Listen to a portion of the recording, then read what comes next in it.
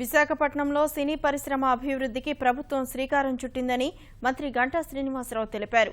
Visakha Bheemili beach రోడ్లో తొట్లకొండపై నిర్మించ తలపెట్టిన Vizag film Nagar cultural సెంటర్కు మంత్రి గంటా శ్రీనివాసరావు భూమి పూజ చేశారు. 15 ఎకరాల విస్తీర్ణంలో ఈ సెంటర్ ఏర్పాటు చేస్తున్నారు. సినీ పరిశ్రమకు కావాల్సిన అన్ని వస్తువులు విశాఖలో ఉన్నాయని మంత్రి గంటా శ్రీనివాసరావు అన్నారు.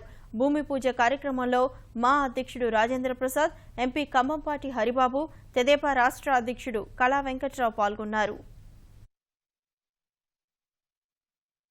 ఇది కేవలం ఏదో ఒక క్లబ్లా కాకుండా దీని ఒక కల్చరల్ సెంటర్గా, న్యాచురల్ రిజర్వేషన్ సెంటర్గా, దాంతోపాటు ఇండస్ట్రీకి సంబంధించి ఈ 24 క్రాఫ్ట్స్ ఏవైతే ఉన్నాయో వాటిలన్నిటికి సంబంధించి ట్రైనింగ్ ఇచ్చే ఇన్స్టిట్యూట్గా, అలాగే స్పోర్ట్స్ కూడా ఒక సెంటర్గా అన్ని కూడా కలిసే ఇంటిగ్రేటెడ్ కల్చరల్ సెంటర్ దీన్ని డెవలప్ చేస్తామని చెప్పడం జరిగింది.